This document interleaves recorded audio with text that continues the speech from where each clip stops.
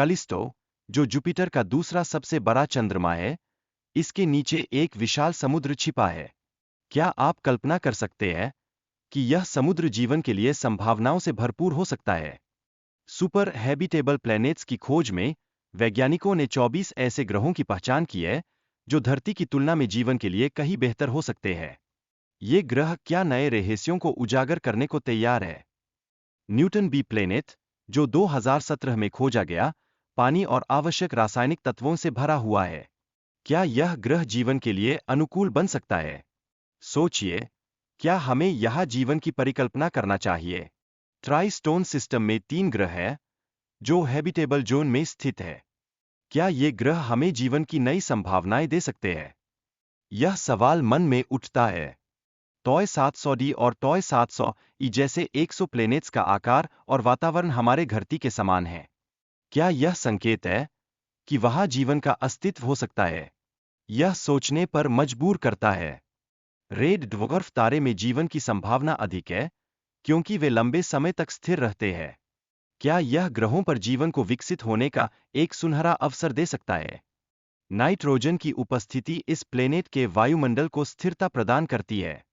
क्या आप जानते हैं कि यह जीवन के लिए आवश्यक प्रोटीन का निर्माण कैसे संभव बनाता है? यह एक दिलचस्प सवाल है। इस प्लेनेट की ग्रेविटी धरती से काफी अधिक है। इससे जीवन की संभावनाएं प्रभावित हो सकती है। क्या यहाँ जीवों का विकास और अस्तित्व एक चुनौती होगी? यह कल्पना भी रोचक है। इस एक्सोप्लैनेट पर लिक्विड वाटर की संभावित उपस्थिति इसे जीवन के लिए अनुकूल बनाती है। यहाँ का तापमान 27 डिग्री सेल्सियस तक पहुंच सकता है। क्या यह जीवन के लिए एक आदर्श स्थिति है? ओरेगॉन में रिसर्चर्स ने एक विशाल ऑर्गेनिज्म का पता लगाया है, जिसे ओस्टियो कहा जाता है। यह मशरूम के ग्रुप की तरह दिखता है। क्या यह जीव विज्ञान के नए अध्याय का आरंभ है? अल्फा सेंचुरी में एक एक्सोप्लैनेट हो सकता है, जो धरती से भी ज्यादा हैबिटेबल है। क्या यहाँ जीवन की संभावनाएं वास्तव में मौजूद है? यह एक रहस्य है, जिसे खोजा जाना बाकी है। टाइटन के एटमॉस्फेयर में जीवन के संकेत मिले हैं। वैज्ञानिक मानते हैं कि वहाँ जीवन की संभावनाएं 100% है। क्या यह हमारे लिए एक नई दिशा में खोज का चिन्ह है?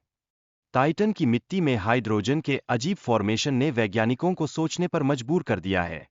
क्या यह धरती पर जीवन के लिए आवश्यक तत्वों का संकेत देता है? यह एक उत्तेजक विचार है। टाइटन के वातावरण में एसिटिलीन और नाइट्रोजन की कमी माइक्रो ऑर्गेनिज्म के अस्तित्व की संभावनाएं दर्शाती है। क्या ये जीव मीथेन और एथेन में जीवन बिताते हैं? यह संभावना है। टाइटन के वोल्कानिक इरप्शन में बर्फ जैसी ठंडी अमोनिया और मीथेन निकलते हैं। क्या इससे यह साबित होता है कि टाइटन पर जीवन संभव है? यह सवाल अब हमारे सामने है।